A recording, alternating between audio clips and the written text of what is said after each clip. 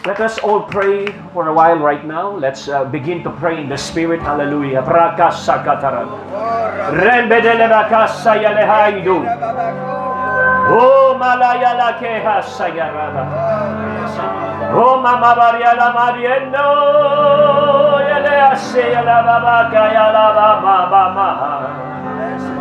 Thank you, we welcome the governor of the kingdom, the Holy Spirit, the one who lead us into all truth. In the name of Jesus. Samakotoleaharia.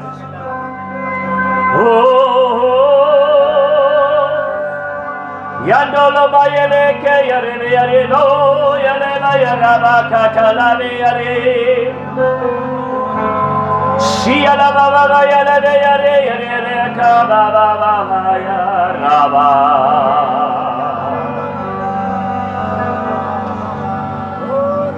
Holy,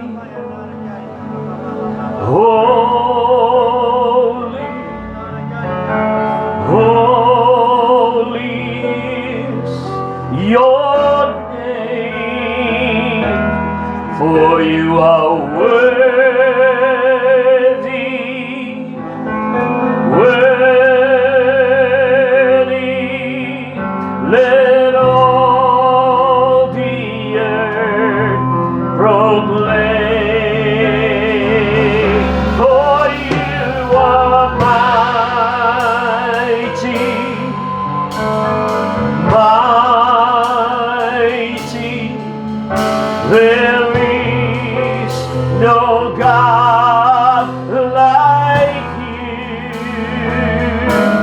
and we worship you in spirit and in truth.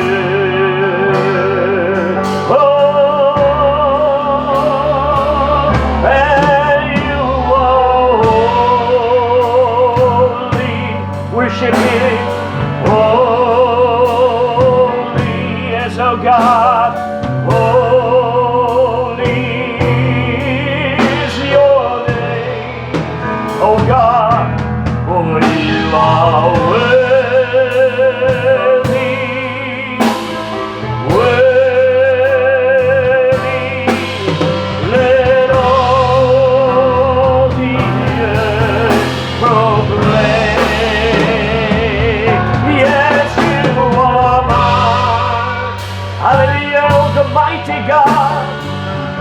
Nothing is impossible to you.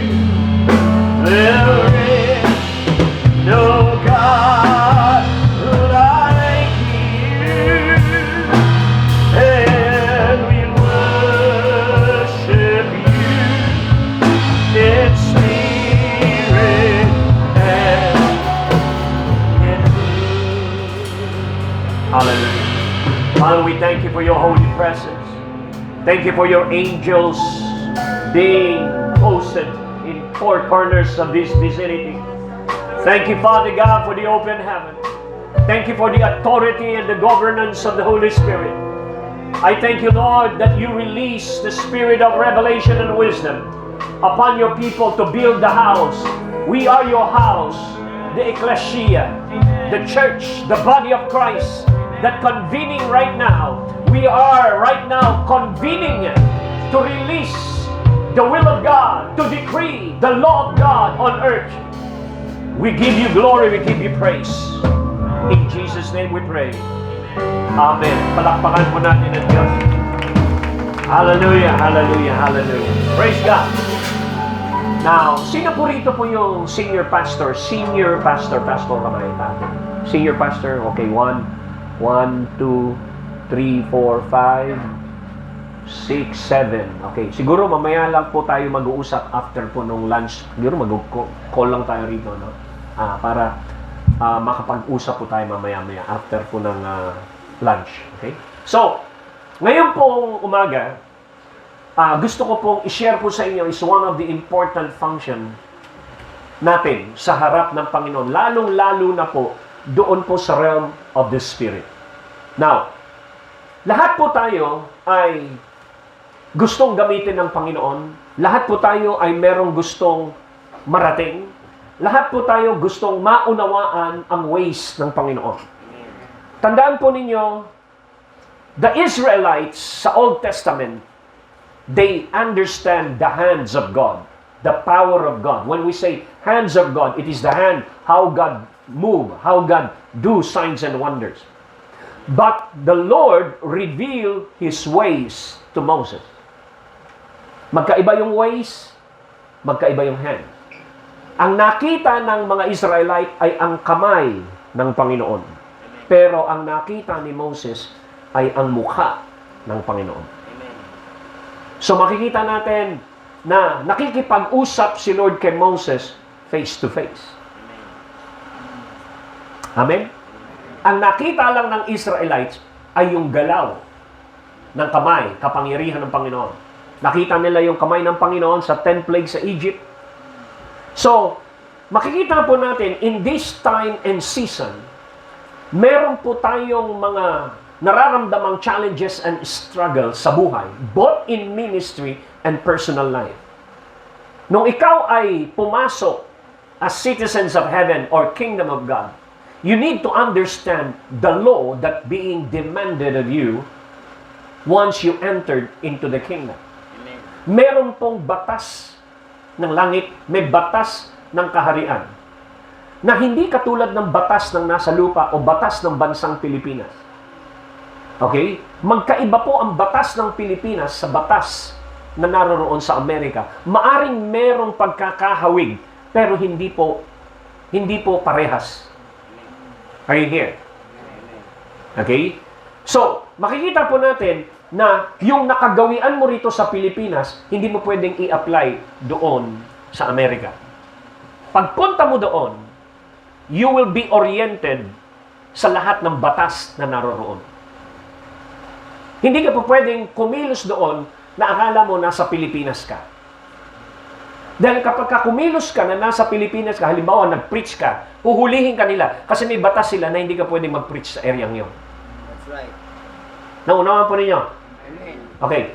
Tayo po na nandito sa mundo, nasanay po tayo na mamuhay under doon sa batas na naranasan natin. Batas ng Pilipinas. Batas na nandito sa ating pong paligid.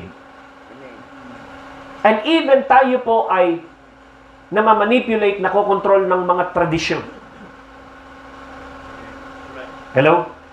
So, marami pong faktor na nasa mundo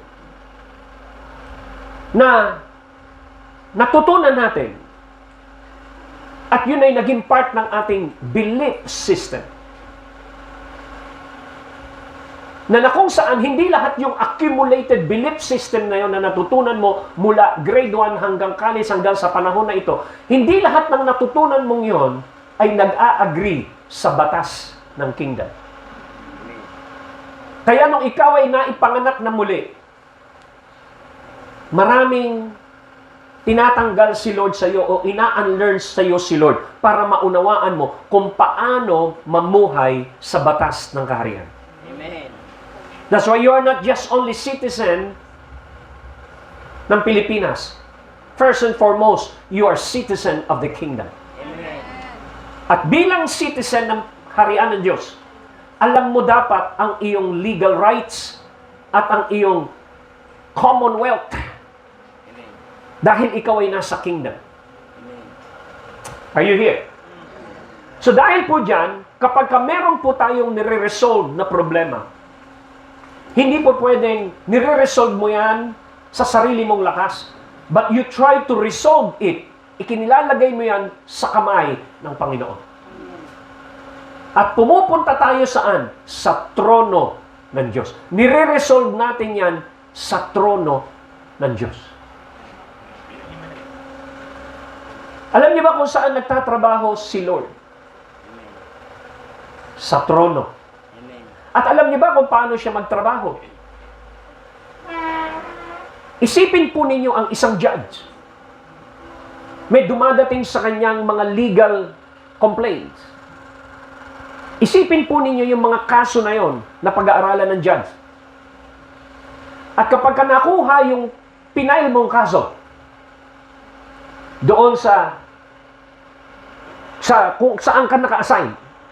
Halimbawa dito sa Dumaguete Trial Court. Ang pagdating doon sa Manila Trial Court, magsasampa ka ng kaso, idadaket po yan. Correct? Hanggang sa po yan ay mabigyan ka ng abiso, ng subpina, pati yung kinakasuhan mo, na mag-appear sa mesa ng judge. At pag nag-appear kayo doon, meron kayong kanya-kanyang abogado para i-resolve yung kaso na yon. Correct? Amen.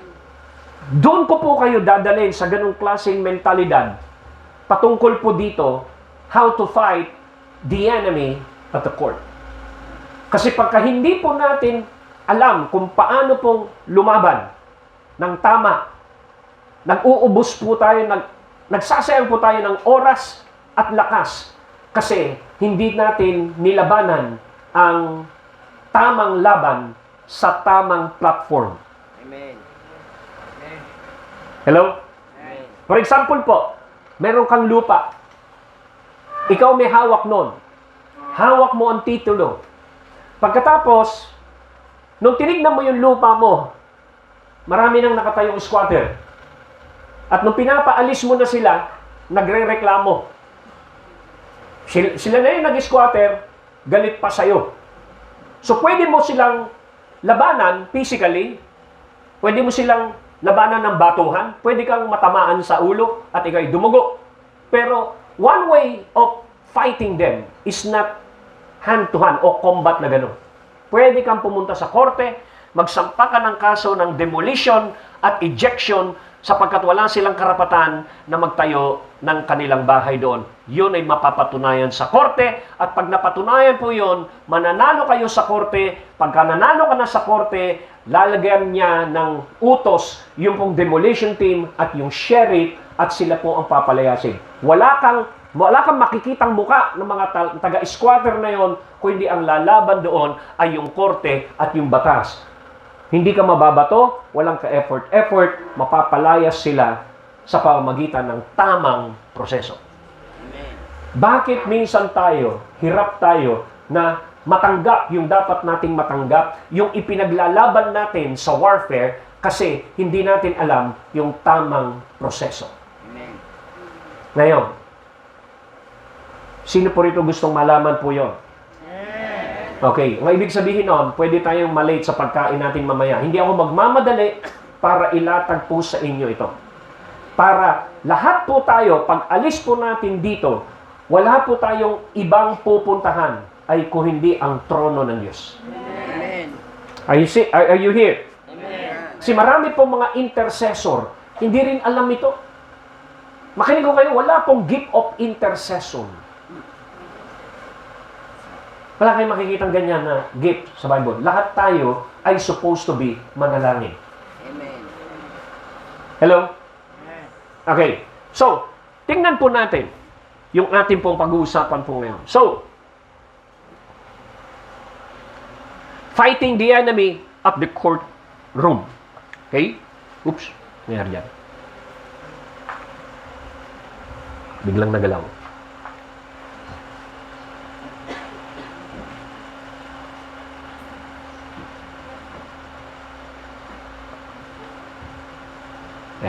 Yan. Okay lang. Okay.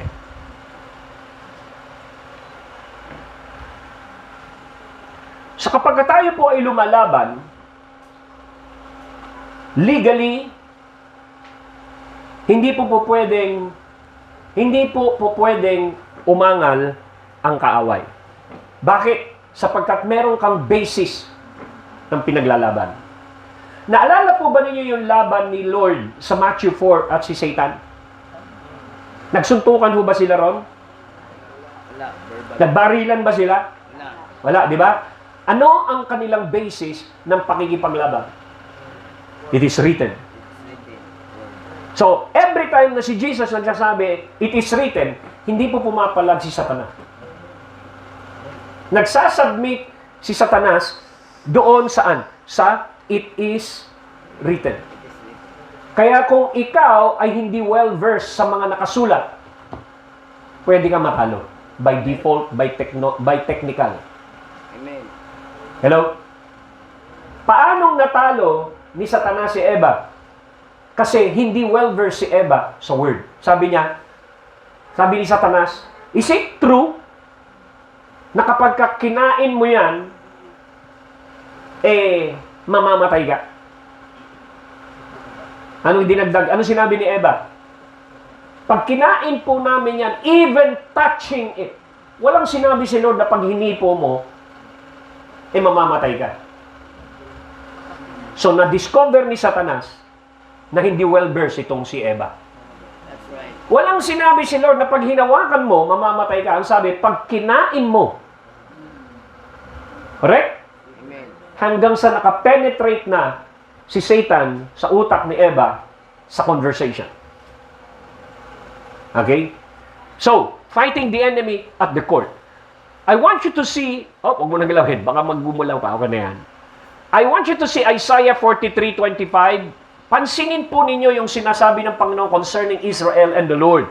Ang sabi niya rito is this, even I am He who blots out your transgression for my own sake. And I will not remember your sins. And then sabi niya, put me in remembrance. Verse 26, and let us fight, reason, contend together, state your case that you may be acquitted. Bakit ganito ang term?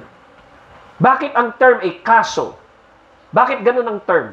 So makikita po natin dito, sabi niya, let us. Ibig sabihin, katulong natin si Lord na mag-reason out doon sa akusasyon ng kaaway sa iyo. Tandaan po ninyo, ang nag-a-accuse sa iyo is the accuser of the brethren, which is the devil. That's right. Okay, makinig po kayo. Anything na hindi mo napanalunan sa court, you will struggle it in the physical realm. Amen. Mag-i-struggle ka sa physical realm. Ang hindi mo ma-resolve sa trono, obligado kang isustain ang sarili mong lakas. Amen. Are you here? Now, pansinin po ninyo ito. Sabi niya, state your case that you may be acquitted. Ginamit yung salitang case, let us fight or let us reason together. Now, pagdating sa Isaiah 41:21, ano sabi? Ganon din yung word. Present your case, says the Lord. Bring forth your strong reason, says the King of Jacob. So, nasa trono, yung king. So, anong gusto niyang ipakita rito sa mga verses na ito? Na ibig sabihin, pag tayo dumudulog sa prayer, para tayong dumudulog sa isang hukom, at pine-present natin ang ating mga prayer request, whatever it is, kaso ng kagalingan, kaso ng provision, kaso ng maraming ibang mga cases, kaso ng magandang buhay, kaso ng abundant life, kaso ng gusto mo magkaroon ng peace, kaso ng restoration, kaso, lahat ng yon nasa trono ng Panginoon. Whatever it is, nagpe-present ka ng prayer o kaso sa harap ng trono. Amen. Tandaan po ninyo, bakit minsan merong mga delay? Sa dami ng kaso sa buong mundo na dumarating sa mesa ni Lord, at yun ay individual na pinag-aaralan. Amen. So, minsan, may delay. Amen. Pero hindi porket may delay, dininay ang hustisya na para sa'yo. Halimbawa, ito nagugutom ka. Nag-pray ka na, Lord, bigyan mo kami ng almusal. Nilagay mo sa trono ng Diyos. Lord, pwede bang makahingi ng almusal? Kailan mo hiningi yung almusal? Hiningi mo yung almusal ng alas 10. Almusal ba yun? So, huwag kang hihingi kay Lord nang wala sa hulog. Amen. Unahin mo muna, i-define mo muna yung pinipresent mong kaso. Huwag mo kagad sisihin si Lord na hindi na pakinggan nyo. Amen. Kung ang hihingi ka ng almusal, gabi pa lang, nagpe-prepare ka na, nagpe-pray ka na, gabi pa lang. Amen. Manghihingi ka ng almusal 1 hour before breakfast. That's right. Bagamat siya Diyos, kaya niyang gawin yon, pero bigyan mo naman ng oras yung judge para iproseso ang request mo. That's right.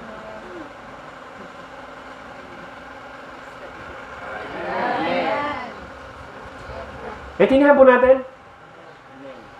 So sabihin po natin sa katabi natin, gawin natin ng may tama. Gawin natin may tama. Correct? Okay. So, every time si Jesus makikipag-usap sa Ama, madaling araw pa lang. Ipag-usap na siya. Minsan umaabot pa ng overnight, mag-isa. May ipinaglalaban. Yung ang kaso niya, ipinaglaban niya sa Gethsemane. 3 beses niya pinag-pray. Ano sa dulo? Pero hindi ang aking kalooban ang masunod mo. Kalooban mo pa rin. Amen. Hello? And then dumating yung anghel. Binuhusan siya ng lakas. Lakas para ano? Para malakaran niya yung will ni Lord. Amen. Hindi para lakas, para tumakbo. Hello? Now, look at this.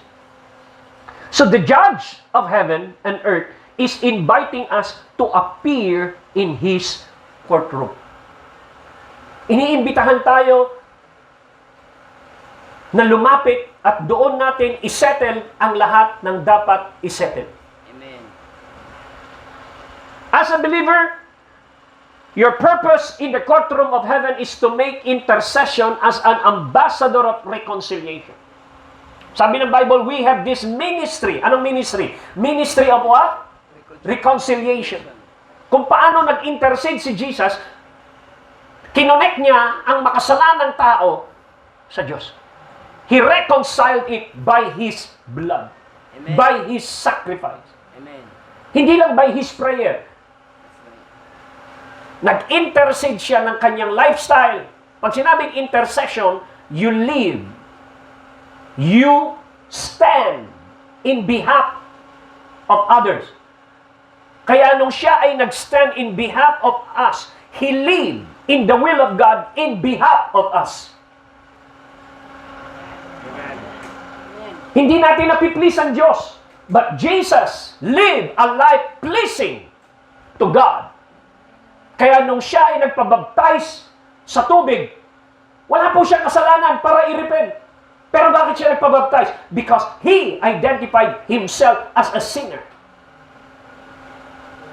Nung siya'y nabuhay ng 30 years, 33 years sa mundo, hindi siya nabuhay para sa kanyang sarili, nabuhay siya para sa atin. Walang sino man ang nabubuhay para sa sarili lamang. Walang sino man ang namamatay para sa sarili lamang. Ganon ang ginawa ng Panginoon. Hindi siya nabuhay, nabuhay sa mundong ito para sa Kanya. Siya'y nabuhay para sa atin. Hindi siya namatay para sa Kanya. Namatay siya para sa atin. At nung siya'y nag-resurrect, hindi siya nag-resurrect para sa Kanya. Siya ay nag-resurrect para sa atin. At nung siya'y umakyat at umupo dun sa trono, at ibinalik ang ating spiritual influence at connection, hindi siya umupo doon para sa kanyang sarili. We are seated with Him in the heavenly places. So makikita po ninyo yung reality na yon. At ito'y totoong-totoo sa iyo na yun ang binayaran ng Panginoon sa iyo. You will fight according to what He had paid for you. Are you here? Amen. Now, sabi yan, As a believer, your purpose, our purpose in the courtroom of heaven is to make intercession as an ambassador of reconciliation. To stand in the gap on behalf of people, regions, governments, and nation. To serve justice of God in our nation. Ano ibig sabihin ng to serve the justice of God in our generation? Ano ang hustisya para sa mga lasenggo, para sa mga adik, para sa mga drug lord na yan, para sa mga corrupt government na yan? How do we serve the justice of God for that? How do we serve the justice of God sa may sakit? Pagalingin. How do we serve the justice of God in our nation? Yung pong mga corrupt na yun ay maipag-pray, ma-expose, ma-born again, makakilala sa Panginoon. That's how we serve the justice of God.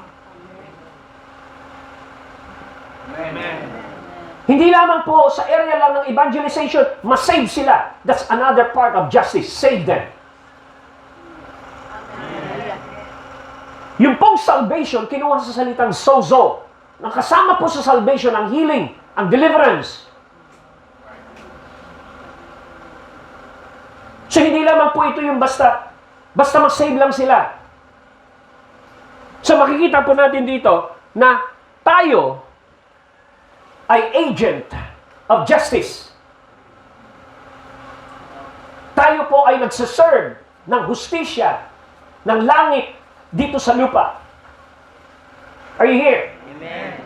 Now, so makikita po natin dito as we go. So, we got to what? We got to break every legal accusation and legal attacks of the enemy. How do we break it? Mahirap pong lumaban kung matibay ang ebidensya ng kaaway sa'yo.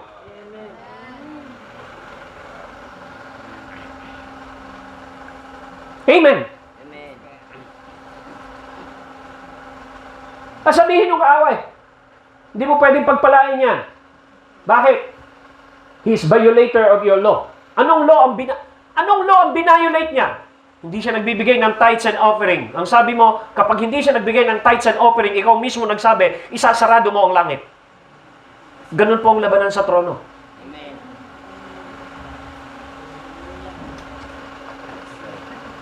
Ha? Paano makakasagot ngayon si Lord? Tama yung inaakusa sa'yo. That's right. Paano niyo sasagutin yun? Sige. Magpe-pray ka. Lord, pagpalain mo ko. Sabi mo, bakit hindi ka pinakikinggan? Huwag mong pakinggan yan. Ikaw nagsabi. Pag hindi nagpatawad yan, sarado langit. That's right. Amen. Hallelujah. So paano mananalo si Lord? That's right. That's right. That's why the devil is the accuser Amen. Woo. of the brethren. That's right. May legal rights ang kaaway na atakihin ka kasi ikaw ang nagbukas ng rights na yun. Amen. Because of your what? Because of your carelessness. Carelessness of what? Obeying the word of God. Nagkabutas ang kaaway sa buhay mo para magkaroon siya ng legal ground to attack you, slow you down, and even abort your destiny. That's right. Woo. Amen. Hallelujah. Hindi mo siyang katabi. Makinig ka. Dahil pag hindi mo ito naintindihan, kahit anong pray mo, kung may sama ka ng loob at unforgiveness, walang kwenta prayer mo. That's right. Amen. Hallelujah. Walang kwenta. Kahit ang galing mo sa homiletics, kahit nagpipreach ka pa, tatawanan ka lang ng kaaway, nakaturo yung kaaway sa area ng buhay mo na hindi mo napanalunan na tinotolerate mo ang kasalanan. That's right. Woo. Kaya wala kang power na mag-release ng word. Amen. Woo. Hallelujah. That's right. More, Lord, more. Woo. Pagka napunta ka ng korte ng langit, nagsimula ka na mag-pray, tandaan mo, supposed to be dapat walang legal ground ang kaaway. Bago ka lumaban dyan, siguraduhin mo That's right. na matindi ang iyong reason, ang iyong basis na ikaw ay mananalo. Amen. Woo. Ano sinabi sa Ephesians 4:27? Sabi ni Paul, leave no such room or foothold for the devil to give no opportunity to him. Amen. Hallelujah. Huwag ka raw magbibigay ng opportunity sa kaaway That's right. o foothold or base of operation for his further attack and further advance over your life. Amen. So, ang ibig sabihin nito, hindi po demonyo ang sisisihin mo. Parate sa mga pagkakamali mo, minsan hindi demonyo ang problema, minsan ikaw ang problema. That's right. Woo! Hallelujah. Hallelujah. Hallelujah. Hello? Ang mga demonyo nagsasuggest lang yan. Nagsasuggest lang yan na gawin mo. Pero sino nagdidesisyon na gawin mo yung mali? Ikaw. That's right. So sino pa mas demonyo sa demonyo? Ikaw.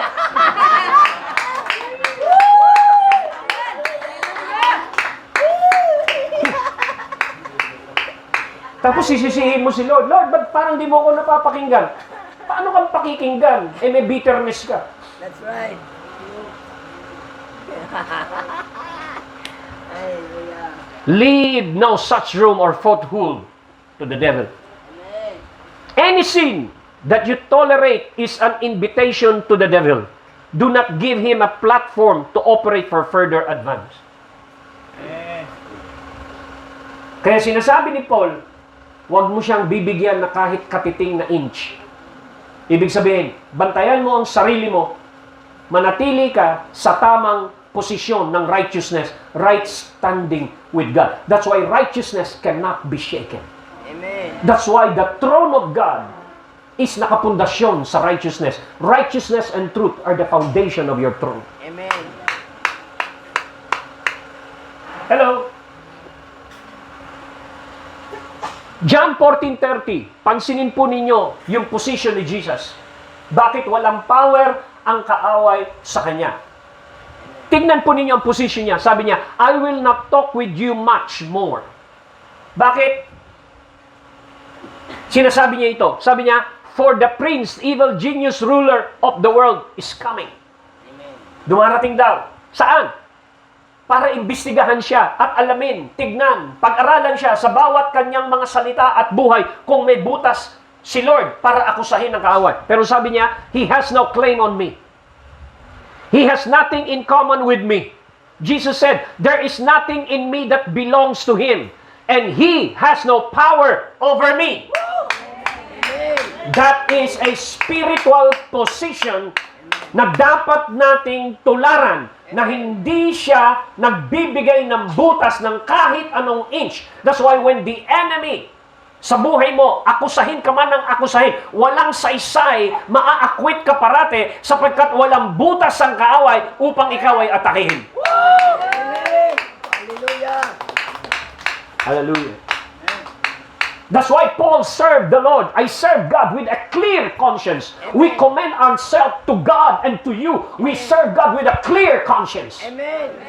Yes. Hallelujah. And even right now, nandito po ako, nagpipreach ako sa inyo, not for your money. That's right. Judge me. God, judge me. If I'm here for your money. That's right. That's right. Amen. Bakit ko nasasabi yon? 30 years na po akong nagtatrabaho sa busa ng Panginoon. Both Visayas and Mindanao. Amen. That's right. Yung position pong yan, hindi alam yan ng ibang mga Kristiyano.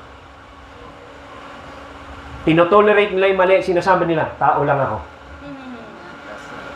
Hindi ako Diyos, tao lang ako. That's right. Amen. Makinig ko kayo mga kapatid, si Jesus nagkatawang tao para itigil mo na yung reason na yan na tao ka lang. Amen. That's right. I agree. Hello? Amen. Ang pinaglilingkuran po natin yung hari. Kaya ka nasa kingdom. Hindi ka napunta sa kingdom para maging sindikato sa kingdom. Amen.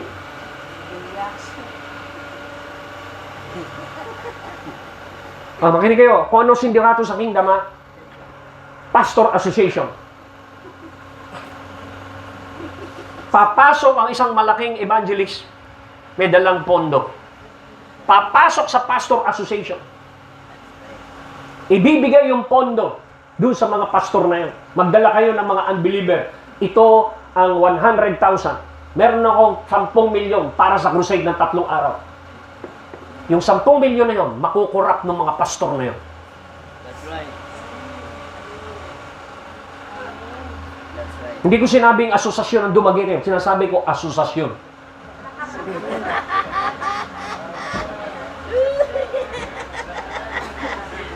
More Lord. Hindi ako pwedeng akusahan ng kaaway na inaakusahan ko sila. Hindi. Sabi ni Paul, expose them. Amen. Hallelujah, Lord. Para wag pamarisan. Expose yung gawa ng kaaway. Amen. Para yung mga tao na gumagawa nito ay makonvict at magrepent. Amen. Hallelujah. Because we are not serving God because of money. That's right. Hello?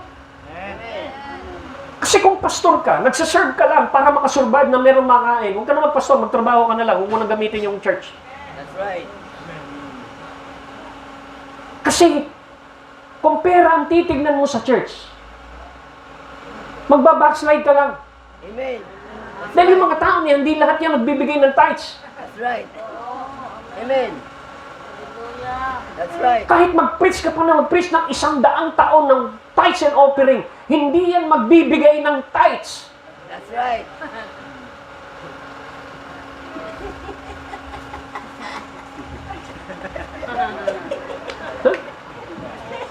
So huwag kang umasa doon sa ibibigay ng tao. Umasa ka doon sa Diyos na tumawag sa'yo. Hallelujah. Ang kausap mo si Lord, hindi yung tao. That's right. Amen. Hallelujah. Huwag kang mag-trust sa tao, mag-trust ka kay Lord. I-develop mo yung faith mo sa Kanya. Amen. That's right. Si Jesus hindi siya sumandal sa sweldo ni Peter, sa sweldo ni Dr. Luke, sa sweldo ng mga fishermen, sa sweldo ng tax collector na si Matthew. Hindi siya sumandal doon sa mga yan. That's right. Hallelujah. More Lord. Nagpakita siya ng example how to operate in the kingdom. Amen. That's why he said, seek first the kingdom Amen. and all his righteousness. Amen. Sabi niya, hindi ka mamumroblema. And all of these things will be added to you. Amen. So alamin mo yung ways ng kingdom. Alam mo yung ways ng batas ng kingdom. Paano ito nag-ooperate? Ano dinidemand nito sa buhay natin? Amen.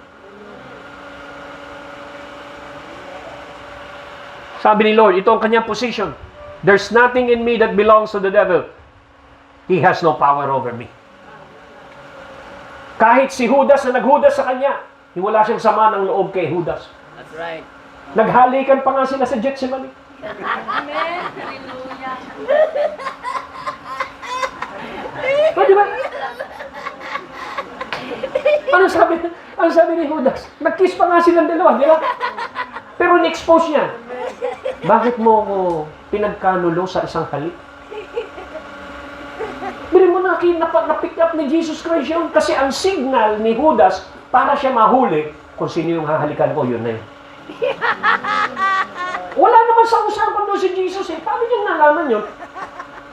Ang nag-usap lang naman ay si Judas at saka yung mga sundalo na mahuhuli sa kanya. Wala si Jesus doon.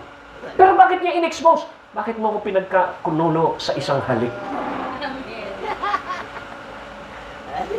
Kaya mag-ingat ho kayo sa humahalik sa inyo.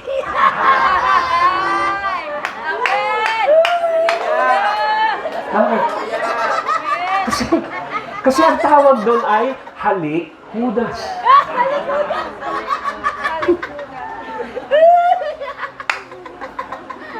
Halikudas. Sino itong mga Judas na ito? Ito po yung mga gumagawa ng plano behind your back, That's right. against you.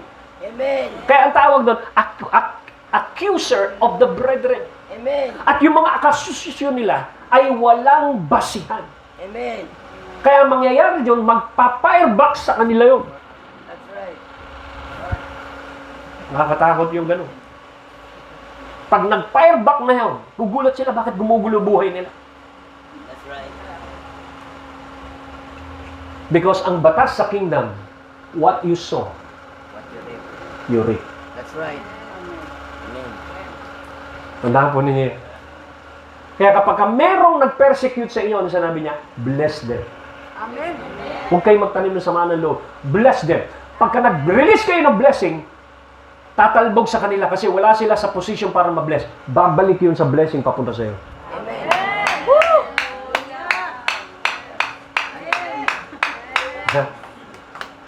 Hello? Ang dami ko na nakitang experience sa ganyan. Ang dami ko nakitang nag-chismis sa akin ng walang basehan. Bumalik sa kanila. Amen.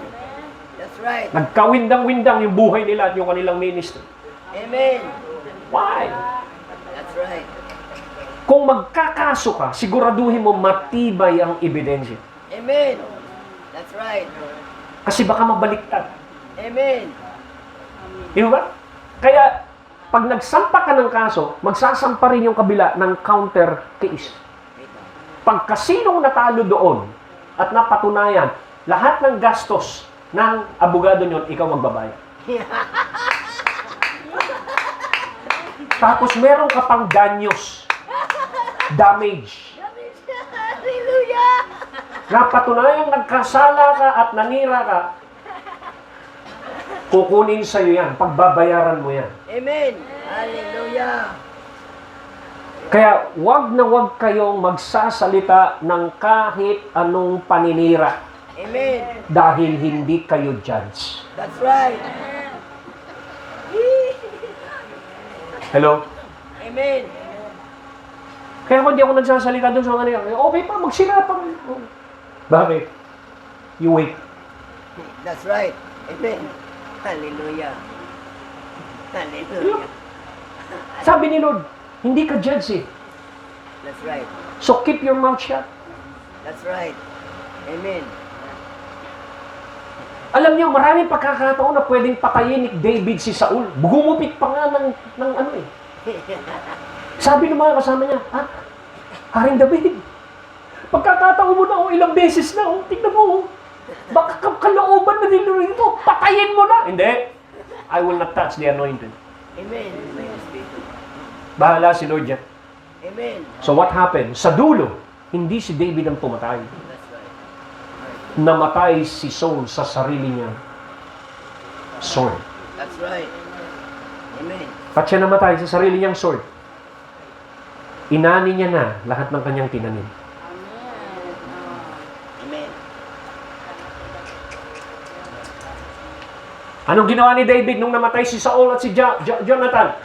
Nag-rejoice ba siya? Yes! Patay na yung papatay sa akin! Yes! Ganun ba? Hindi. Sabi niya, huwag niyong ipagkalat, huwag niyong i-chismis ang nangyari kay Jonathan at kay Saul. Baka mag-rejoice ang enemy. Ikaw dapat ang unang sasaya kasi ikaw yung papatayin, di ba? Ikaw dapat ang unang magkalat nun, di ba? Pero sabi niya, i-cover natin sila. Amen. Walang magchichismis. That's right. Amen. Kaya blines ng Panginoon si David. Amen.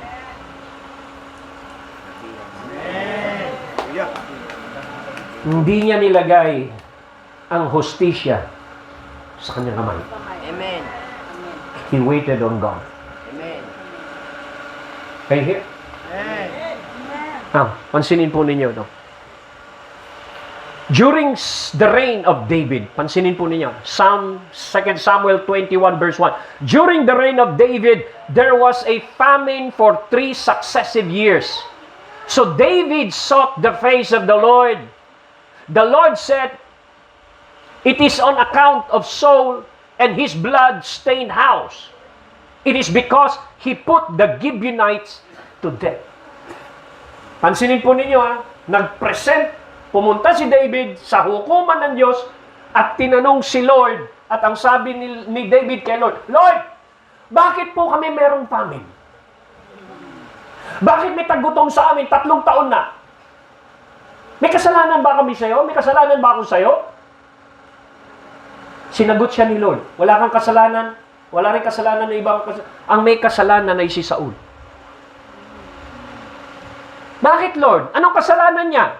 Nakikita po natin na ang kasalanan ni Saul, okay, basahin natin yan sa ano natin, 2 Samuel 21 verse 2, dire-diretso natin yan ha, mamaya. So, makikita po ninyo na kung babasahin natin yan, ito yung kaso, yung detail ng kaso. Sa verse 2,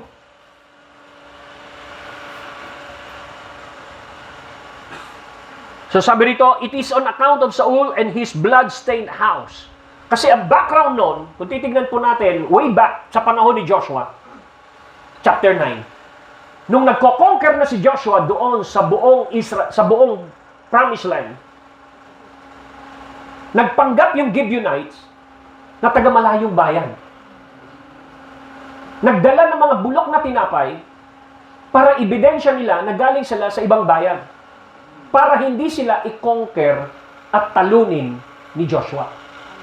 Kaya nung nagpanggap sila at na-convince nila na deceive nila, ito yung deceptive covenant, kaya ang sabi ng mga Gibeonites, sabi niya, galing kami sa malayong bayan. Ito nga, nabulok na yung tinapay namin. And then later on, naalaman ni Joshua na hindi pala ganon. Pero bago niya nalaman na hindi pala yun yung totoo, nakipag-covenant muna sila kay Joshua. Ito yung mga Gibeonites. And then later on, na-discover ni Joshua na tagaroon pala sila. Nagpanggap lang sila. Pero hindi niya na mapapatay. Bakit?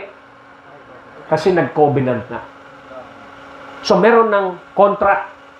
Pagdating sa reign ni Saul, pinatay ni Saul yung nakipag-covenant sa Israel. Kaya merong breach of contract. It is what? An evident or legal ground para atakihin ang buong Israel ng famine. Hello?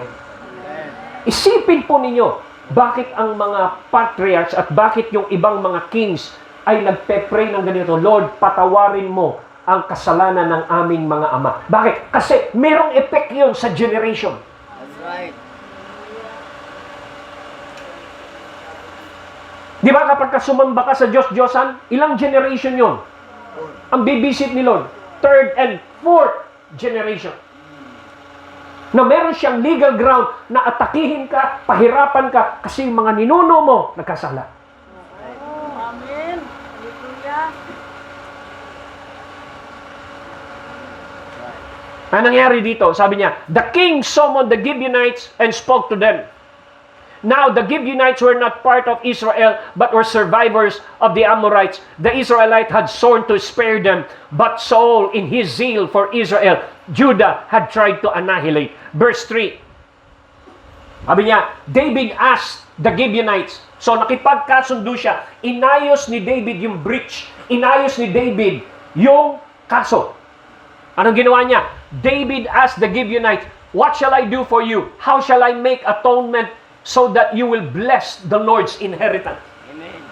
Para mabalik uli yung blessing sa Israel. 3 years na kaming famine. Ang resulta ng famine na yun, dahil sa binake ni Saul ang covenant. Verse 4. Sabi niya, the Gibeonite answered him, we have no right to demand silver or gold from Saul or his family, nor do we have the right to put anyone in Israel to death. What do you want me to do for you? David asked.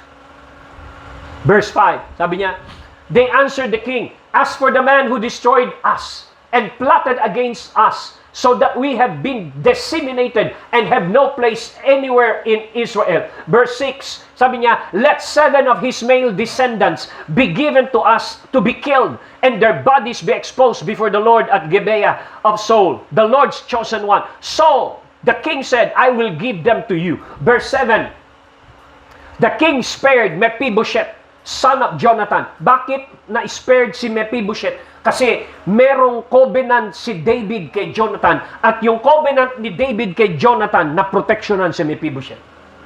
That's why, kung wala kang tunay na covenant kay Lord, hindi ka, naligtas ka lang, pero hindi ka seryoso sa tipan, wala ka rin covenant sa mga tao, wala ka rin covenant sa pastor mo, hindi mo naiintindihan yung covenant na yon, walang covering. Amen.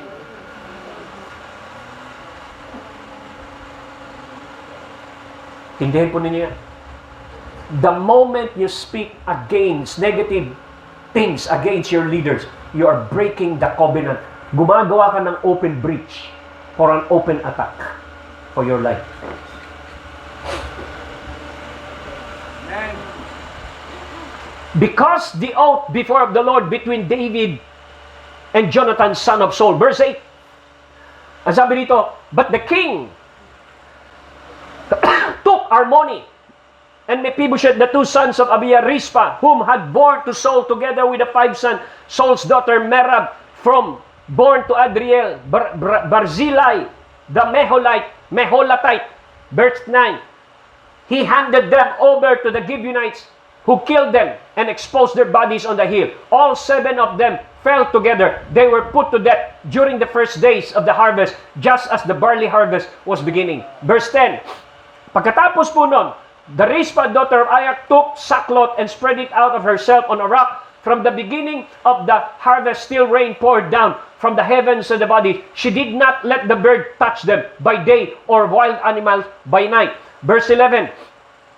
Sabi niya, when David was told what Ahiah, daughter of Rizpah, Saul's concubine, had done, verse 12, sabi niya, he went and took the bones of Saul and his son Jonathan from citizen of Jabesh Gilead.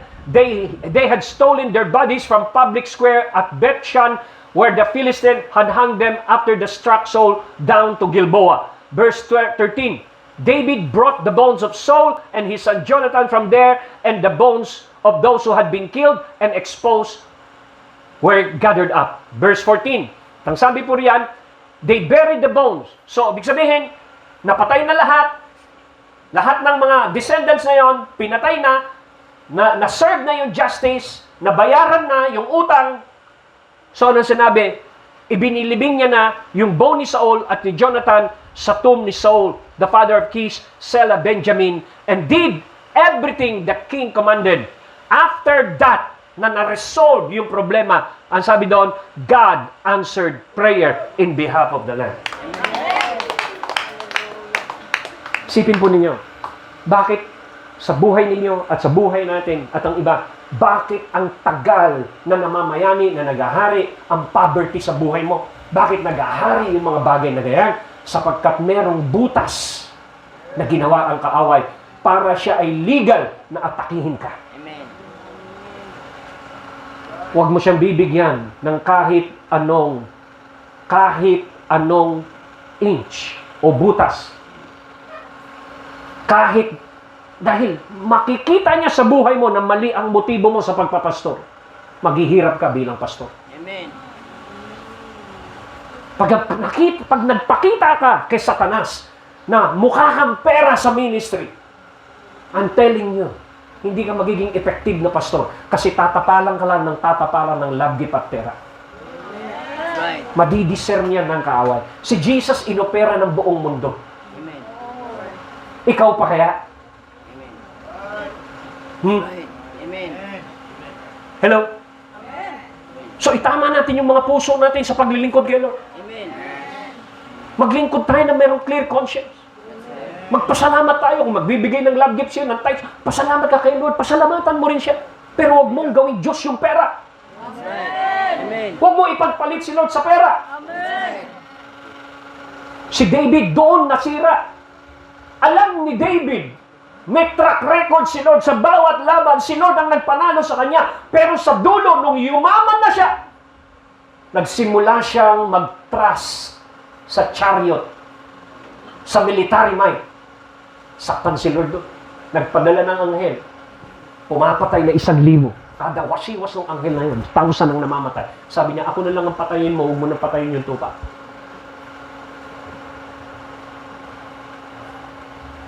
Hanggang sa ano? Alam nyo, nung nagkasala si David kay Bathsheba, hindi ganun ang reaksyon ng Diyos. Dahil alam niya, simple yung tao. Alam niya, may weakness yung tao. That's right. Amen. Alam niya, galing sa dust yung tao. That's right. Nagkasala siya ng adultery and murder. Hindi ganun ang kanyang reaksyon.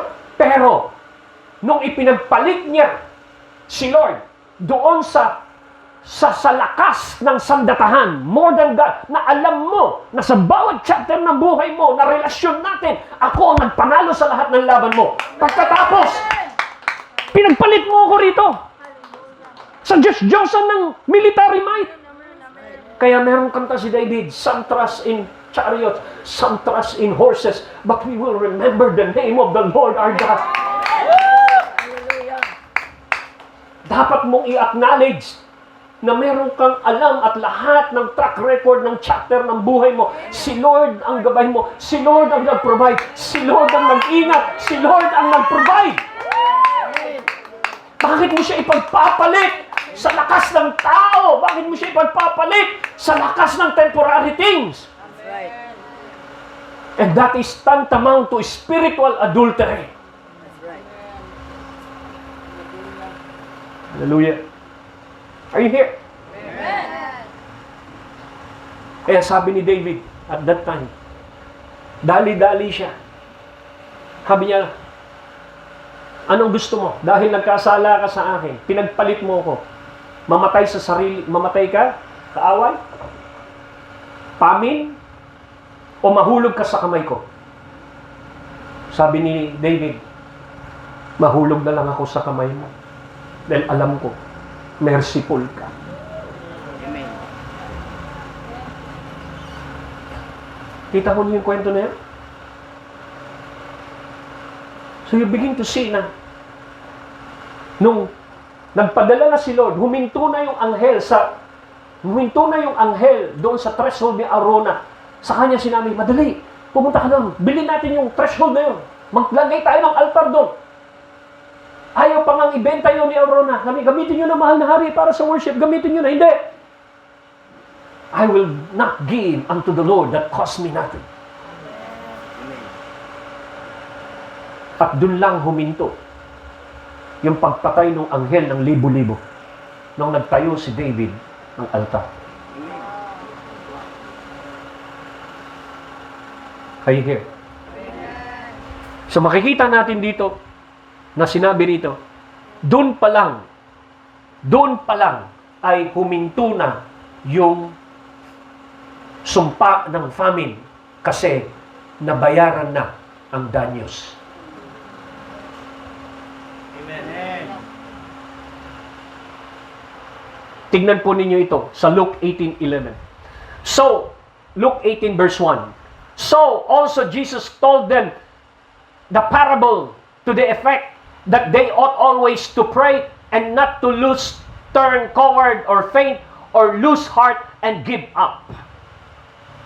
Present ni Jesus Christ sa Luke 18:1 ang isang topic about prayer. Pero sinabi na niya, Jesus told his disciples story to illustrate their need for constant prayer and to show them that they must keep praying until the answer comes. Pagkatapos sa kanya, sinabi niya, there was a city, a judge. Bakit kaya sa prayer niya, merong ini-illustrate na judge? Ang setting ay courtroom.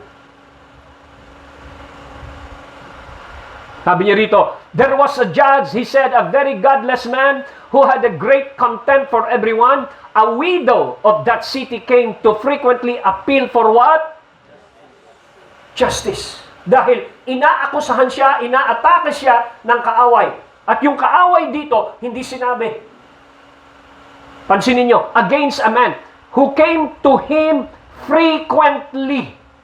Ibig sabihin, hindi siya uma-absent sa kanilang bista. Laging nag-a-appear itong babae. Lagi siya nag-a-appear sa mesa ng judge.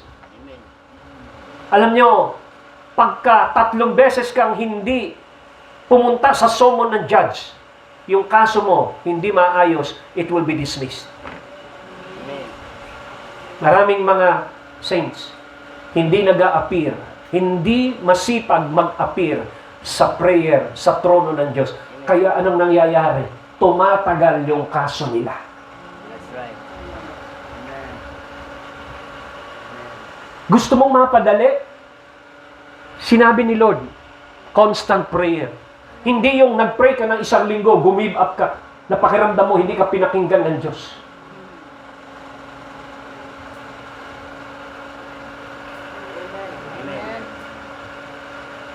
Hello?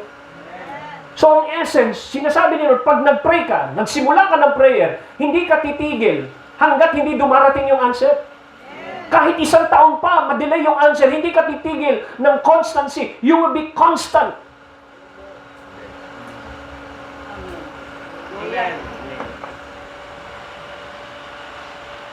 Tapos, ano sinabi niya? Verse 5, the judge ignored her for a while. Dahil masama yung judge. Bukod sa widow siya, walang asawa, walang makikipaglaban sa kanya. Bukod sa widow siya, dahil wicked yung judge, wala siyang panlagay. Brimo, wala na siyang panlagay, wala pa siyang asawa para kumampi sa kanya. Kaya ini-ignore siya. Alam mo, pag nagsampa ka ng kaso ngayon, pag wala kang lagay sa judge, wala kang lagay sa attorney, baliwala yung kaso. Tapos yung kinakasuhan mo na masama, sila pa yung naabsuelto. That's right. Bakit? Kasi may pera sila. Sabi niya, pansinin yung sinabi ng judge, but eventually, she got on his nerves. Sabi niya, I fear neither God nor man. He said to himself, but this woman bothers me. Oh, sabihin, nagugulo na ako nitong babaeng ito. Hindi yata ito gumigive up.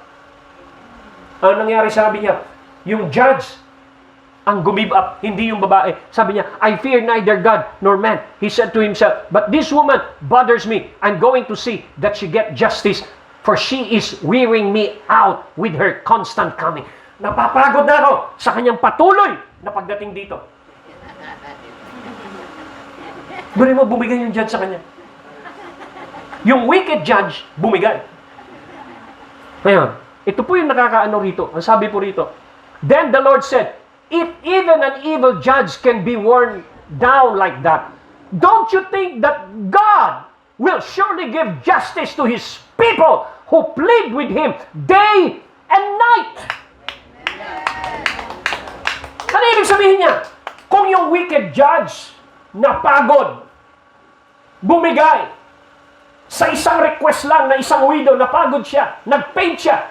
But I want to tell you, the God of Israel neither slumber nor sleep, and He never weary. Hindi siya napapagod na pakinggan ang prayer mo. Hindi siya napapagod. He will always accommodate you in His throne room. Bakit ka huminto?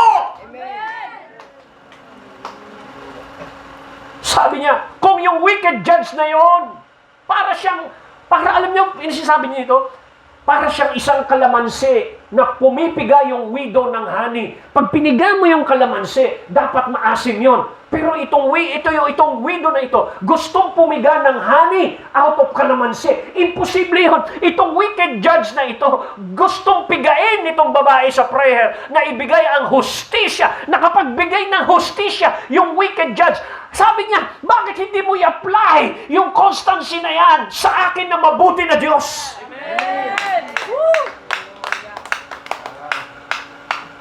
Ang sinasabi niya, huwag ka lang tumigil. Gayahin mo itong babaeng ito. Hindi siya tumigil. Wala siyang plan B. Kasi wala siyang alam na po pwedeng magbigay ng hustisya. Kung hindi ako, kahit wicked ako, napilitan ako magbigay ng mabuti. How much more yung mabuting Diyos na punong-puno ng justice? Who cry to Him, who plead. The word plead is a term sa korte. How do you plead? Not guilty, Lord. Plead with Him day and night. Yes, He will answer them quickly, sabi ni Lord. But the question is, when I, the Messiah, return, how many will I find who have faith and are praying? Amen. Amen. Hallelujah. Amen. Sabi ni Lord, on the last days, the love of many will grow cold. That's right. Gaano ka-intensify ang prayer mo ngayon? Yung bang prayer mo nagsaserve ng justice sa community mo? May mga addict ba na naboborn again? May mga corrupt counselor at chairman ba sa barangay mo ang naiimpluwensyahan ng prayer mo para ma-serve ang hustisya? Amen.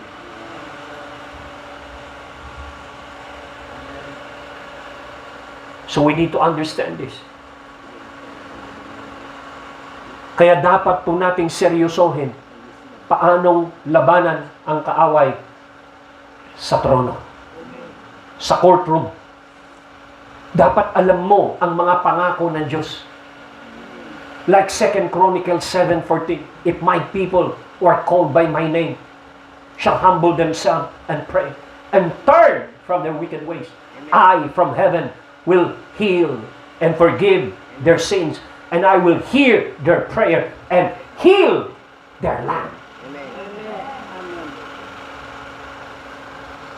That is what? A constitution. That is our right. Pwede mong sabihin yan sa korte ng Diyos. Di ba, Lord? Pag nagpakumbaba kami, nagsisisi kami sa aming kasalanan. Di ba sinabi mo, 2 Chronicle? Paghagalingin mo kami, patatawarin mo kami, di ba? And paghagalingin ang aming bayan. Sino ang parating dapat magsabi niyan day and night? The church. Yung pong mga tao na alam ang kanilang katatayuan at rights bilang citizen of the kingdom. Hallelujah. It is for this reason that the Apostle Paul admonished us in Hebrews 4:16 saying, let us therefore come boldly to the throne of grace. Bakit meron kang tapang?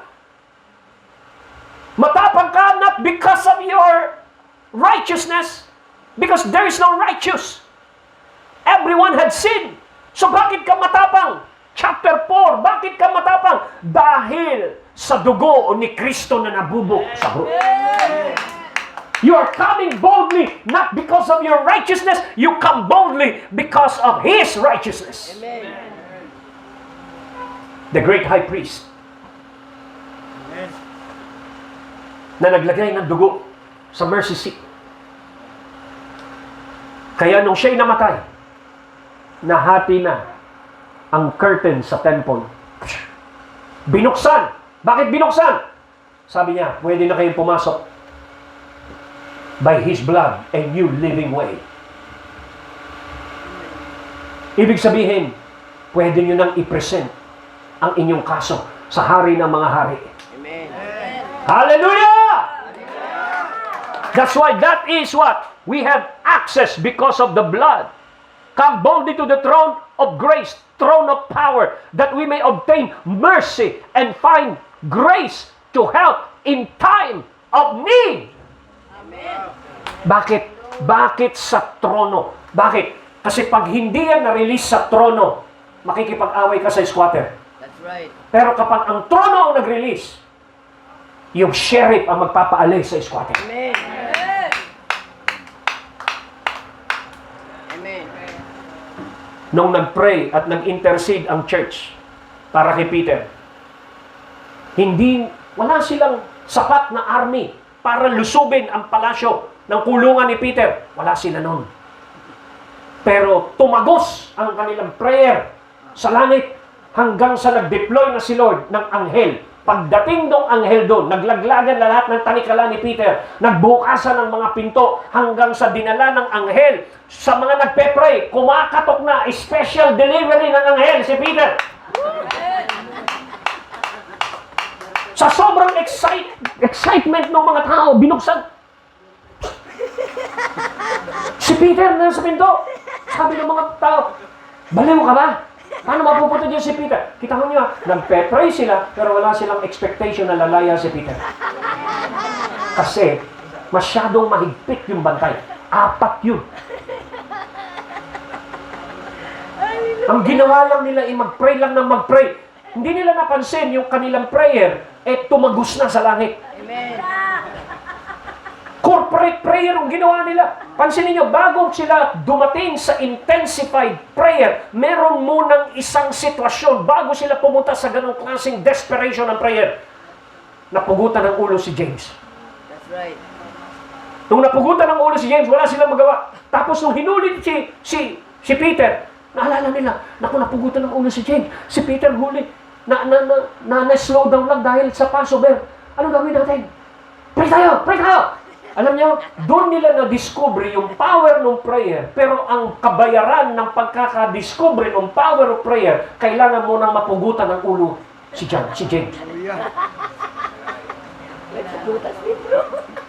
Kaya merong mga times sa inyong buhay na inaalaw ni Lord ang isang sitwasyon hindi para kasaktan, para madiscover mo ang lalim at kapangyarihan ng panalangin. Amen.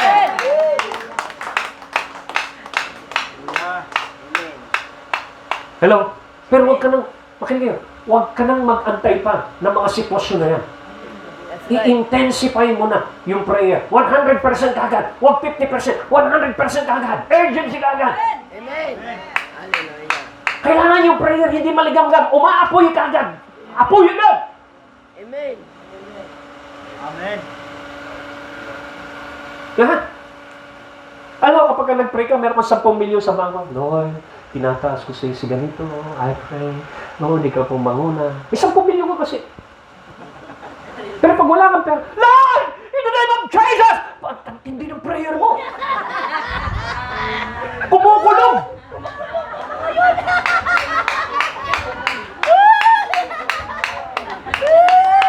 Kaya nung dumating yung prayer ng church, kapupugot lang ng ulo, nakakulong si Peter, talagang dumadagundong yung prayer ng saints doon sa sobrang tindi ng prayer na dumating doon. Pagpababa ka ng anghel, kulit, bilis! Ang bilis ng anghel! Amen. Ginising si Peter! Gising ka na. Alis tayo. Kaya naglakad sila. Bumubukas yung pinto. Automatic nagbubukas yung pinto. Yung nagbubukas ang pinto sa airport, luma na yun. Panahon pa nila Peter yun.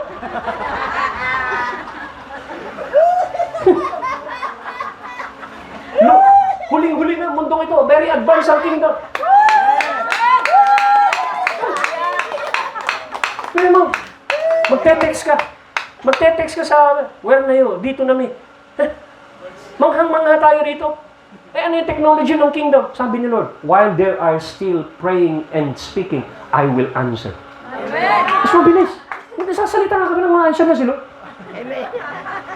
Ang tinding technology ng kingdom. Amen. Kaso hindi natin alam. Amen. Ikaw mismo is a multifaceted technology of the kingdom. Kaya lang, hindi mo alam kung paano mag-operate. Amen. Why? Because of a wrong thinking na kailangan mabago. That's why you need to be renewed in your mind. Amen. Hello? Oh, tingnan po natin. So Simon, Peter, pakinig ko kayo. Si Jesus, napakatalim ng kanyang discernment. Sabi niya, Simon, Peter, listen. Satan has asked excessively that all of you will be given up to him out of the power and keeping of God, that he might sift all of you like a grain. Ang tanong, paano nalaman ni Jesus si Satan na humihingi ng permiso sa korte ng langit para subukin sila Peter? Paano niyang nalaman yon? Kasi si Lord hindi na disconnect sa trono. Amen. Aware siya kung ano nangyayari sa trono. Amen. Kaya yun din yung admonish ni Paul sa atin. Set your heart and affection to those things that are above, where Christ is seated, which is the throne. Amen. That's where the action is. Nasa trono. Kapag walang na-resolve sa trono, walang mariresolve dito sa mundo. Walang maapektuhan dito sa mundo. Walang maapektuhan sa buhay mo kasi walang na-resolve sa trono. Amen. So lahat ng tatrabahuhin mo dapat matapos sa trono. Amen. Amen. Amen. Lord. Amen. Amen. Minsan madadagdagan mo pa yan ng fasting That's right. para maipanalo mo ang isang kaso. Amen. Hello? Amen. Now, sinimpo ninyo. Pansinin nyo rito. Ano sinabi ni Lord kay Peter? But I have pleaded in prayer for you, Simon. Alam mo, Simon, aatakihin ka. Aatakihin kayo lahat. Pero alam mo, nag-plead ako sa korte. Ginamit, I pleaded in prayer. Sabi niya, nag-attorney ako sa iyo, Peter. Amen. Nag-pray din ako. Hindi lang siya. Nag-pray din ako. Na ano? Na yung kaatak sa'yo, so that your faith should not fail.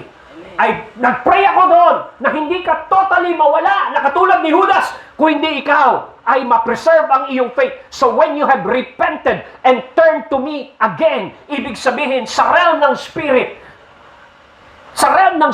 return to me again, strengthen your brothers. Ibig sabihin, doon pa lang sa realm ng Spirit, hindi pa nagmamanifest yung attack. Meron na pong nangyaring changes. Ibig sabihin, na-reprogram ng Panginoon yung impact ng atake kila Peter. Na-slow down yun, gumaan yung atake na yun because somebody pleaded. Na-preserve si Peter dahil may nag-pray. Si Jesus. At alam niyo po ba, nung siya'y nag-resurrect at seated at the right hand of God, anong ginagawa ngayon ni Jesus? He is praying for all of us. Amen. To make intercession for the saints. Amen. Amen. So when you have repented, turn to me again, strengthen your brothers. Peter said, Lord, I am ready to go in prison with you and even to die with you. Sabi ni Jesus, dahil dyan, sa masyado kang mayabang, dahil dyan, masyado kang nagsasalita ng tapos, kaya nagkakabutas yung kaaway sa'yo. Hello? Sabi niya, but Jesus said, Peter, let me tell you something. Before the rooster crows tomorrow morning, you will deny me 3 times and that you even know me. Ibig sabihin nun, ano ang mas totoo? Yung sinasabi ni Jesus o yung mismong tao na nakakaramdam na akala mo hindi mo i-deny si Lord? Ano ang mas totoo? Yung pakiramdam mo o yung sinabi ni Lord? So wag kang mag-agree sa pakiramdam mo. Ang mas paniwalaan mo na totoo ay hindi kung anong meron ka, kung hindi anong nasa utak mo. Ang pakinggan mong totoong reality, you shall know the reality, you shall know the truth, and the truth will set you free. Yun yung totoo. Lord. Hello? Habang nandun pa sa realm ng spirit, pwede mo pang baguhin. Minsan nararamdaman mo yan, pinapakita yan sa iyo ni Lord sa vision. Hindi pa nagmamanifest sa physical, baguhin mo na. Ilaban mo na sa prayer. Lord, I cancel it. Lord, I cancel yung attack ng kaaway. Lord, in Jesus' name, pinatawad mo na kami. I plead with the blood of Jesus. Nandun pa lang sa realm, nandun pa lang, nararamdaman mo pa lang, naatakihin. Maa-abort lahat yun. Hindi magmamanifest sa physical. Amen. Pero kung hindi mo alam mag-operate sa trono ng Diyos, the moment na nag-manifest na yan sa physical, Pastor Nery, hindi mo na mababago yan. Maghahabol ka, mag-i-struggle ka. Bakit? Yun ang ibig sabihin ng watch. Magbantay ka doon.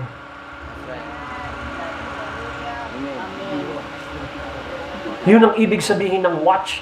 You're sensitive doon sa tore, sa tower, sa realm ng spirit, sa tower of the realm of the spirit.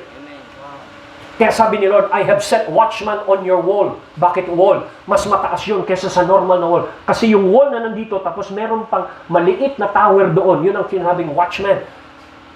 Yun yung nagtatrumpet. Malayo pa lang, nadidiscern na nila. Enemy, sarado nyo pinto. Oh, blessing, bukas nyo pinto. Yun yung watchman. Kaso, maraming mga watchman, wala sa tore, wala sa posisyon, wala sa wall. Hindi sila makapag-prophesy ng tama kasi wala silang nakikita, walang nararamdaman. Kaya hindi nakakapaghanda yung mga tao sa baba kung ano gagawin, walang direksyon. Kasi wala sila sa position ng spirit, the watchman on the wall. Si Jesus, nabantayan niya si Peter. Bili mo, hindi pa tumitilaok yung manok. Nakita na ni Lord, tumilaok na yung manok.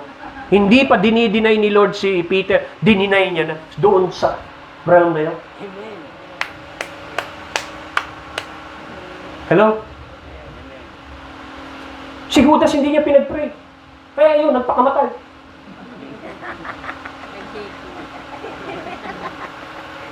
Di ba? Ano sabi ni Lord? Pinagpe-pray ko lahat sila, iningatan ko sila sa dulo ng aking buhay. Maliban sa isa na pinili niya ang kanyang destiny. Correct? Bakit inatake siya? Pinagpalit si Lord sa pera, 30 pieces of silver. That's right. Amen. Kaya pag pinagpapalit mo si Lord sa pera, yari ka.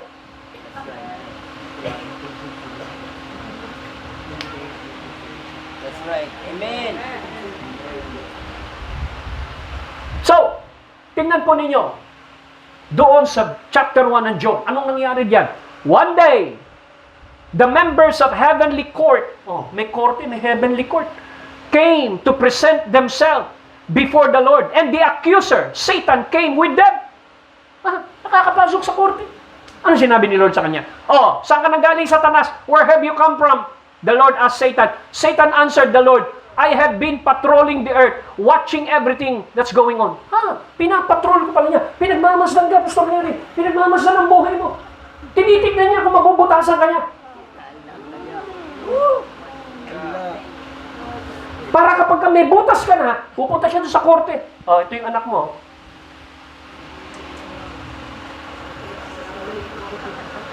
Sinong hindi titino yan kapag alam mo yan? So, yari ka. Kapag mali motibo mo sa ministry, sa paglilingkod, yari ka. That's right. May mag-aako sa sayo ron. Yan? Neri? Lang kwenta yan. Puro pera lang yan. Kung akusahan ka ng kaaway doon, paano patutunayan na hindi totoo yun? Hindi kikilo siya pag walang pera. May mga akusasyon ng kaaway. That's right.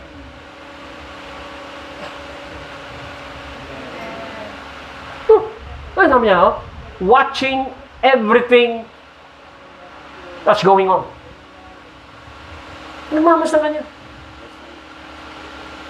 Tinitignan niya ang galaw mo kung contaminated ka na ng sindikato ng pastoral association.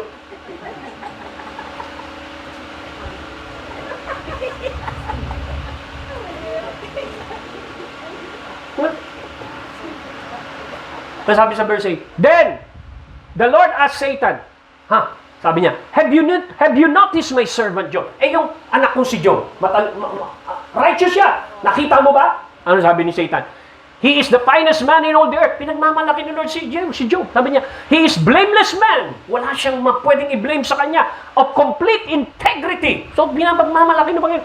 He fears God and stay away from evil. Yun ang sinasabi ni Satanas. Sinasabi ni Lord kay Satan. Ang dami mong nakikita. Yung anak mo si Job, nakita mo ba?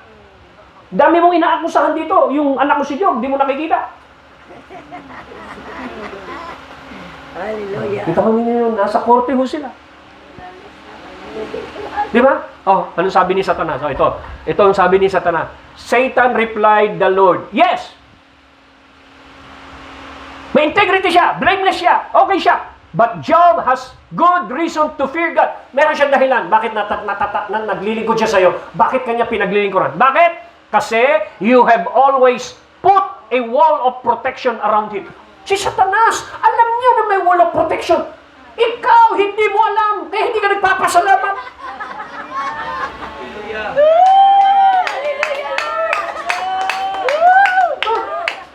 Araw-araw may protection ka. Nakikita ni Satanas, di kanya magalaw. That's right.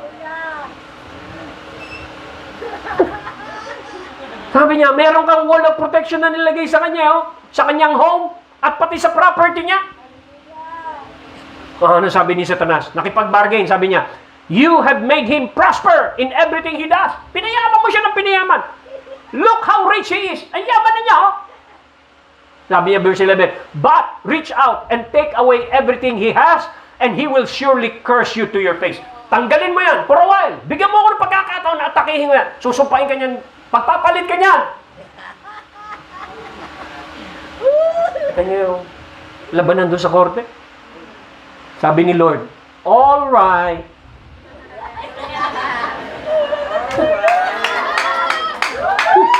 Sabi, naglaban sila, all right, you may test him. Sinong nagtetest? Si Lord ba? Hindi. You, Satan, may test him. Hindi ka tinetest ni Lord. Amen. That's right. Si Satanas, sumusubok sa'yo. Amen. Tinitignan niya yung integrity mo. Kung blameless ka ba talaga. Kung ipagpapalit mo si Lord sa pera, tinetest ka niya. That's right. Hindi si Lord ang magtetest sa'yo. Amen. Dahil kilala ka na ni Lord mula simula hanggang dulo. Ba't ka niya itetest? Amen.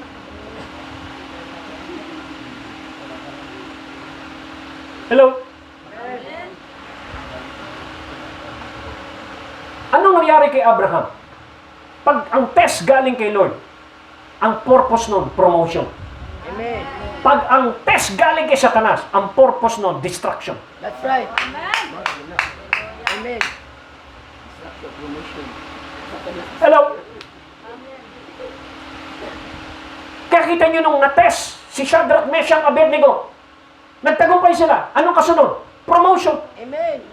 Hallelujah. Hallelujah. Thank you, Lord.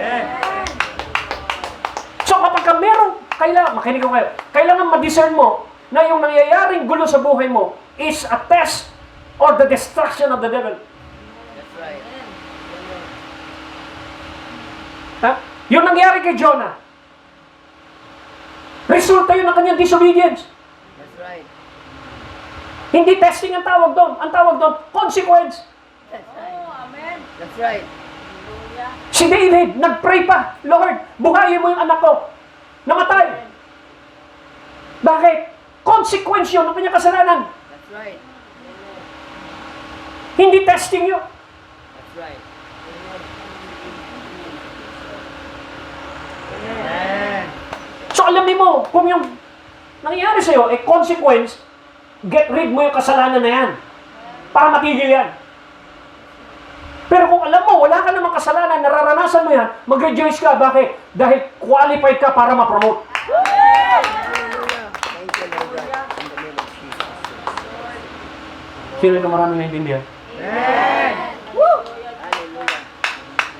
Hallelujah. So, makikita natin dito, sabi niya, all right, you may test him. The Lord said to Satan, do whatever you want with everything he possesses, but don't harm him physically. So Satan left the Lord's presence. Pero sinabi niyo, sige, subukan mo, pero naglagay ng limit si Lord sa kanyang gagawin. Huwag mo siyang papatayin. That's right. Pwede mong itouch yung kanyang mga ganito, mga ganyan, pwede mong itouch. Possession niya, camel niya, mga animals, mga anak. Pero wag yung kanyang katawan. That's right. Ang galing nga ni Satanas yung anak pinatay, pero nag-iwan ng asawa. Bakit hindi kagad pinatay yung asawa? Kasi alam ni Satanas na master na niya ang malakas makapag-anoy, malakas na pwedeng niyang gamitin para ma-discourage ka ay ang iyong asawa. That's right.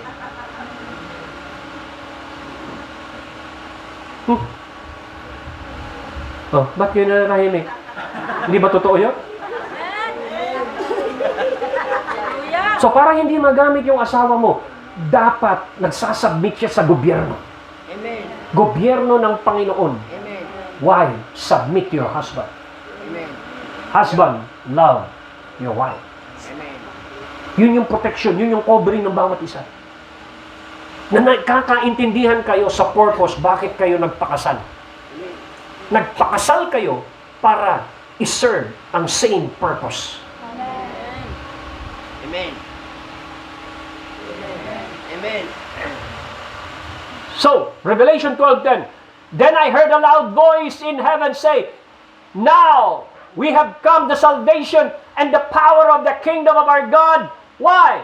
Because the authority of His Christ. Nung namatay na si Lord, the accuser of our brothers in the heavenly who accused them before God day and night. Bari mo, hindi lang ikaw ang nagpe-pray day and night. Si Satanas, nag-accuse din sa iyo day and night.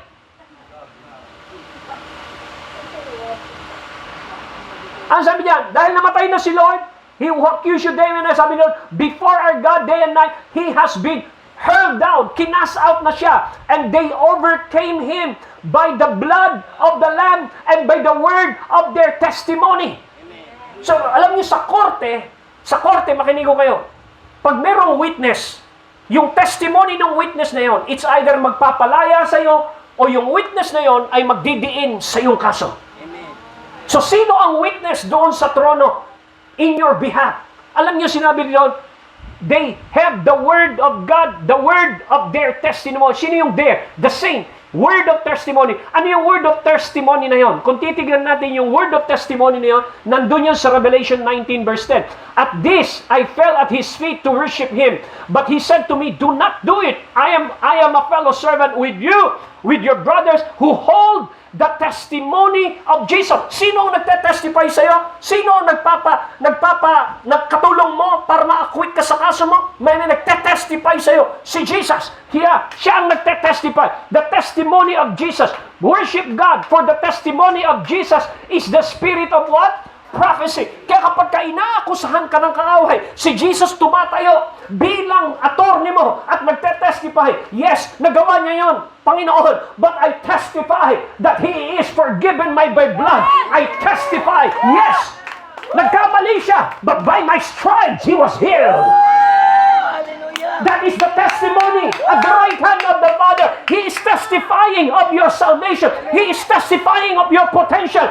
Ama, may magagawa siya. Pinili ko siya. I died for Him. That's why we overcame the devil at the throne by the blood of the Lamb and by the word of His testimony.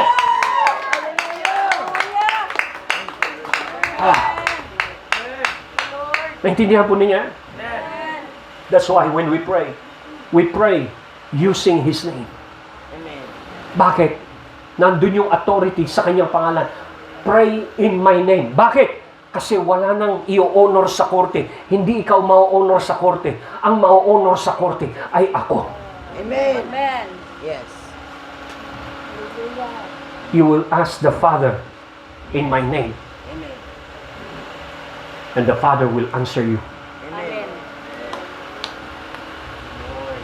Are you here? Now, dahil dyan, sabi sa 1 Corinthians as we close, for who has known and understood the mind and the counsel of the purposes of God? Pansinin po niyo, sino ang ating counselor? The Holy Spirit. Amen. Siya yung bumubulong. Siya yung nagtuturo sa'yo kung ano ang sasabihin mo sa harap ng trono. Amen. Yes. Siya ang counselor mo. Amen. That's why the Holy Spirit is your helper. He is also your inner intercessor. Amen. Ang intercessor mo at the right hand of the Father, si Jesus. Pero sa loob mo, meron ka pang isang intercessor. Amen. Ang tawag doon is the Holy Spirit. Amen. Para ano? Para masigurado mo, masigurado ng Diyos na pwede kang lumakad sa mundong ito ng 100% victory. Hallelujah. Sabi niya na, but we have the mind of Christ. Why we have the mind of Christ? Because we have the Spirit of Christ. We have the Spirit. We have the Holy Spirit. We hold the thoughts of God and the feelings and purposes of His heart. By whom? By access of the Holy Spirit. Daniel 7:22. Pagdating kay Daniel, pansinin po ninyo, pinakita kay Daniel yung korte. Sabi niya, until the Ancient of Days came and pronounced judgment in favor. Alam niyo, may hawak na yung judge ng mallet.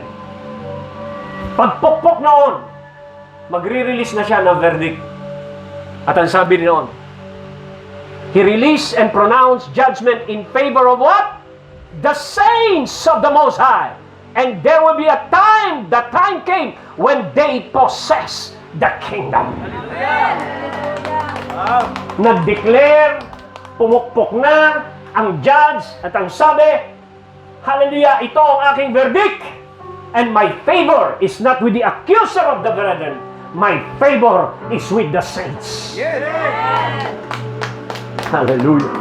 Are you here? That's why when Jesus Christ satisfied the justice on the cross, He said, it is finished. Ang ibig sabihin ng it is finished, your debt has been paid. Your punishment has been served. Yung lahat ng consequence para sa iyong kasalanan, nabayaran na. It is finished. Wala ka ng utang. You are free.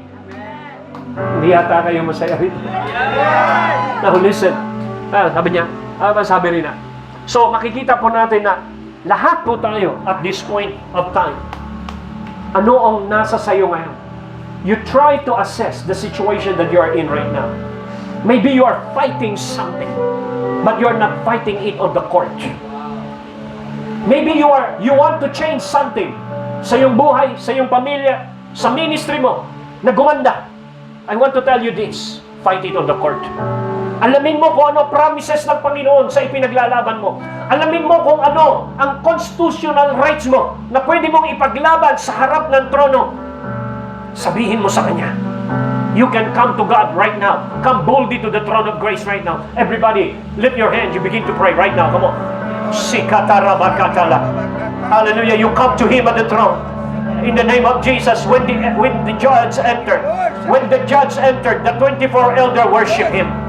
In honor to the king, in honor to the judge, they begin to fall down and begin to worship Him. He who sits on the throne said, I will make new things. I am making new things. Shadarakatala. Right this very moment, right now, by the blood of Jesus, come to the throne. Right now, as an individual, ano ang kaso? Ano ang kaso na piniplig mo? Ano yung kaso na ipinaglalaban mo right now? First, you got to analyze your heart. Lord, patawarin mo kami, baka merong breach, baka merong kaming covenant na nasira, baka merong kaming nasabi na mga negative things, baka merong kaming naakusasyon, Panginoon, sa iba, baka may bitterness kami, Panginoon. Search our heart, O God. Tanggalin mo lahat ng schemes ng enemy. Tanggalin mo lahat ng foothold ng enemy sa aming buhay. Isarado mo ang foothold. Tanggalin mo ang sama ng loob. Tanggalin mo ang mga negative words. Tanggalin mo ang mga negative thoughts sa aming buhay. There's nothing in us must belong to the devil. That's why the devil has no power over us. The devil has no power over me. The devil has no power over me by the blood of Jesus. Right now, release forgiveness to those people na nakasakit sa iyo ng damdamin. Hallelujah, God, in the name of Jesus. Hallelujah. Reba delehadala makatalaha. Sidelehayala. Cleanse us from the spirit of witchcraft. Cleanse us from the spirit of accusation. In the name of Jesus. Cleanse our heart. Cleanse our mind. Cleanse our lips. Oh God, in the name of Jesus. Now we come boldly. We come boldly to the throne of grace. Right now, come to Him by the blood of Jesus. Hallelujah. Now open your mouth. Open your mouth and release the word. Release your prayer. In the court of justice. Oh, thank you, Lord. By your stripes, we are healed. By your stripes, we are healed. By your blood, we are forgiven. Shada!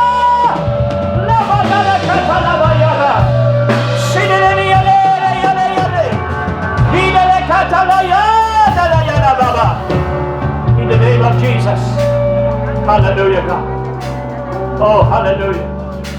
Right now, I want you to utter a plea, your prayer. Open now your mouth and begin to speak your request before God. Right now. Shaka. Yes, Lord. Yes, Lord. Yes, Lord. Over our children. The devil has no power over our family. The devil has no power over our property. The devil has no power over our finances. In the name of Jesus. The devil has no power over our businesses.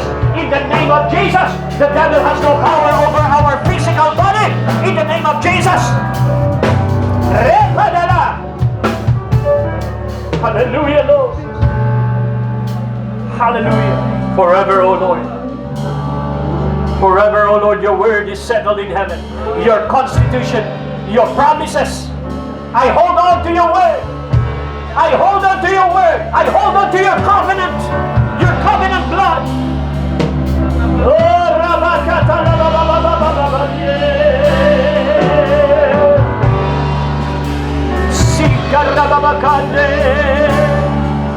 forever, O Lord,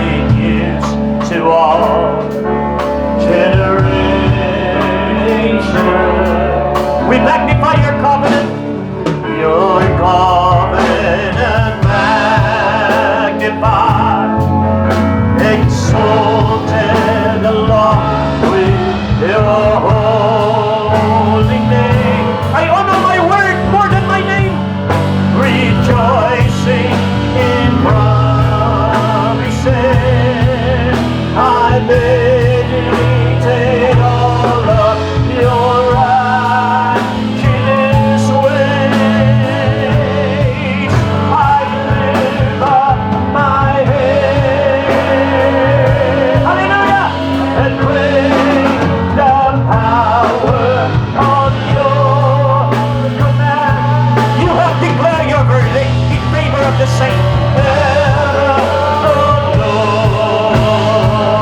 Your promises, your word shall stand. I receive your word. I receive your promise. Forever, oh Lord, your word shall stand. Your covenant, oh God, your covenant magnified, exalted along with your home. The Lord honor His word more than His name. Rejoicing in promises. Lord, I meditate all of your righteousness. You are my righteousness in Christ Jesus. I live on your my head. We worship Him with freedom. Praise the power of your command. Hallelujah. Forever, oh Lord. Yeah. Your word shall stand. Forever, oh Lord. Your word shall stand.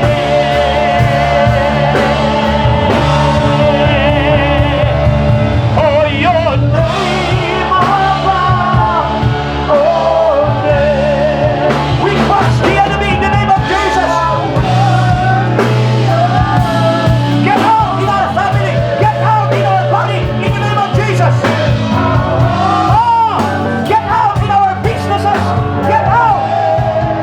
Oh, great is our God.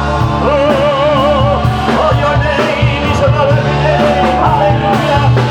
Oh, your name above all names. You are worthy of praise. Hallelujah. And our heart will sing how great is our God. Is our God. Shout Jesus from the mountain. Shout His name. Hallelujah. Shout Jesus from the mountain. Jesus in the street. Yes. Jesus in the darkness. Over every edge. Hallelujah. Jesus for my family, I speak your home. Fight it in the court. Jesus. Shout Jesus. Shout Jesus from the mountain. We declare the name of Jesus in the court of heaven. Hallelujah. We release justice. Justice in our family. Justice in our nation. Jesus for our family, I speak your holy name in the court of heaven. Jesus, oh, declare His name, hallelujah. Your name is power. Come on, your name is healing. Receive your healing justice. I receive my healing. I receive probation. Every strong. Hallelujah.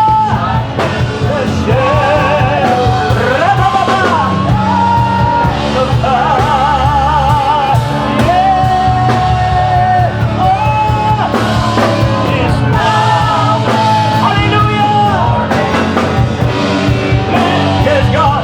Your name is life. Oh, complete blessing, complete deliverance.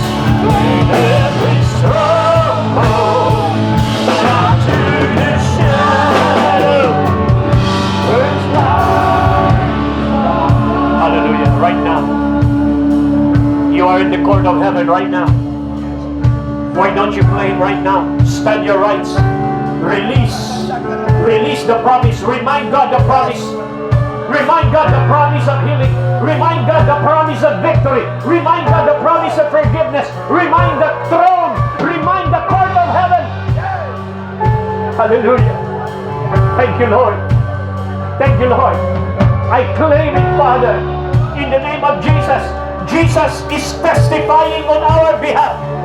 Jesus is saying prophetically, decreeing, I forgive them by my blood. I release them by my blood. Hallelujah. Hallelujah. I heal them by my stripes. Oh Lord, start claiming your victory. Start claiming your rights. In the name of Jesus. Receive the favor of God. Receive the blessing of the throne. Receive the grace and mercy by the blood of Jesus. Oh, I receive it. I receive it. I receive it, Lord. Oh, yeah. I receive it. Oh, everybody shout his name. Oh, shout. The man. Jesus.